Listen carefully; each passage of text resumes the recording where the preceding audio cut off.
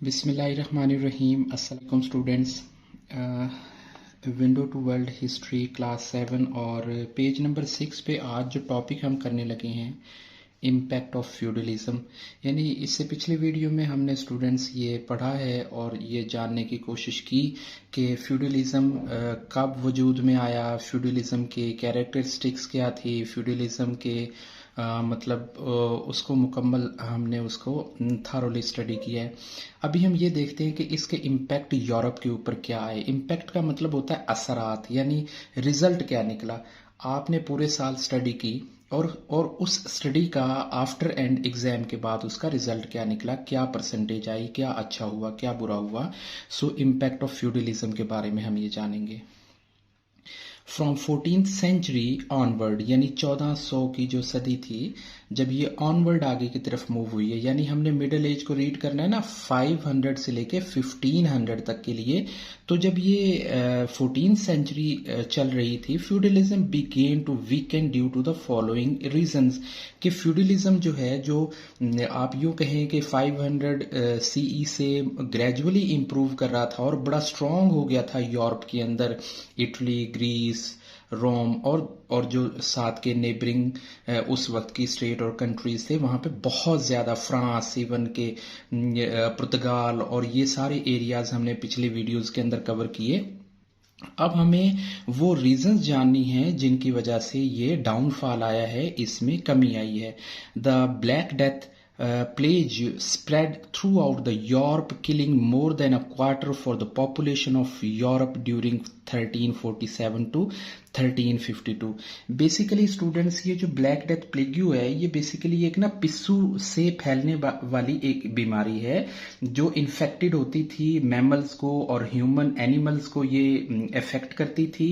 और क्या होता था, एक बैक्टीरियम था जिसकी वजह से ये बीमारी फैली, जिससे फीवर, हेडेच, वीकनेस हो जाती थी।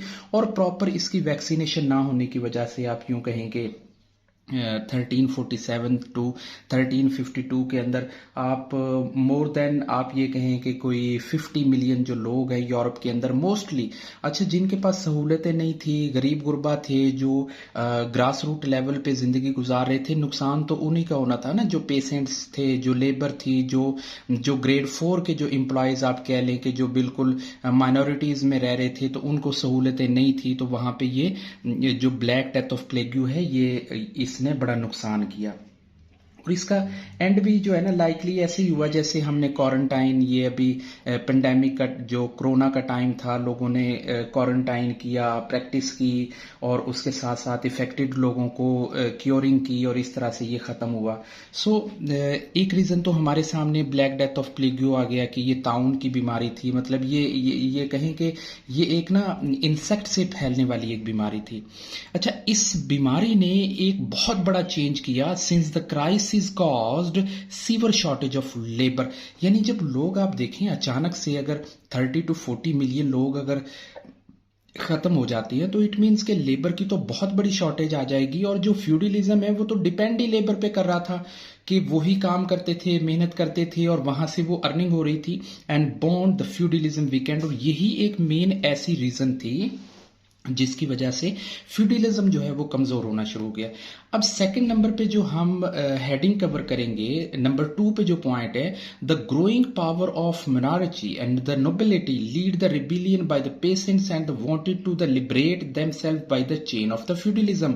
यानी जो मिनॉरिटी कहते हैं, देखें ये होता है, अगर हम क्वेश्चन करते हैं what is a simple definition of minority, यानी हम इसकी एक सादा सी जो डेफिनेशन है इस वर्ड की अगर हम करें, तो वो क्या होगी, ये बादशाहत होती है।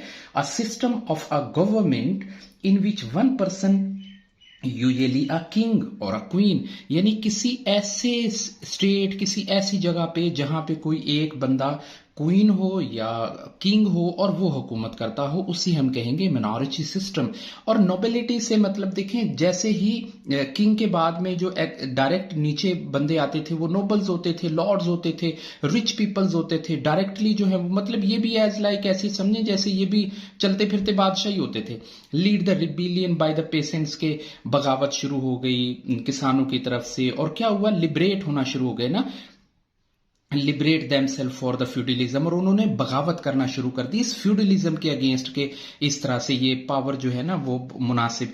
अच्छा, नंबर 3 पे है, by the end of 13th century commerce involve and coin money was established. Coin money, पहले तो बार्टर सिस्टम होता था कि किसी एक चीज के बदले दूसरी दे दी, लेकिन फिर क्या हो गया, कॉइन सिस्टम आ गया कि पैसे दें और चीज ले लें, यानी जो करेंसी है वो डेवलप हो गई थी कॉमर्स के अंदर।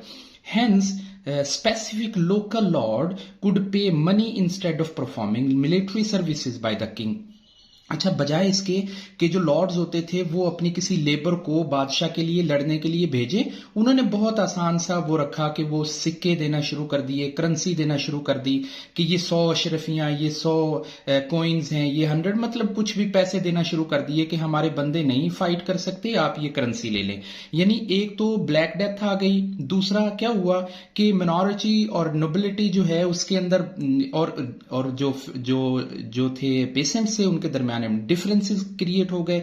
नंबर 3 पे आ गया कि करेंसी आ गई, और जिसकी वजह से मिलिट्री सर्विसेज, यानी जो मिलिट्री फाइट करने के लिए जो लोग चाहिए होते थे उनकी कमी आना शुरू हो गई। नंबर 4 पे है, trading activities flourished and the peasants move to the town. की जो ट्रेडिंग एक्टिविटीज हैं, ट्रेडिंग एक्टिविटीज मतलब एक जगह से चीज को खरीद लेना, दूसरी जगह सेल कर लेना, फसलें हैं, क्रॉप्स हैं, वीट, मतलब कुछ भी चीजें जो वो सेल परचेज के लिए इंडस्ट्री में, लोकल मैन्युफैक्चरिंग में कुछ ही बना रहे थे, उन्होंने पेशेंट्स ने मूव करना शुरू कर दिया टाउन की तरफ, और जो दूसरे काम थे उनको अडॉप्ट करना शुरू कर दिया।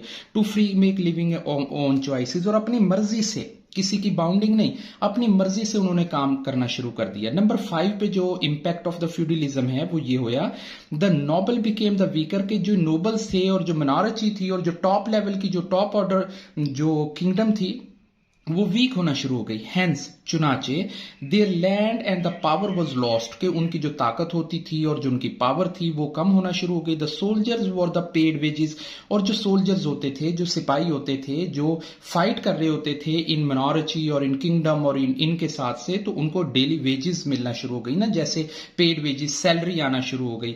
And centralize the government was established, और एक सेंट्रलाइज गवर्नमेंट जो है वो इस्टेब्लिश की गई जिसमें कॉमन ह्यूमन राइट्स के ऊपर फोकस किया जाने लगा।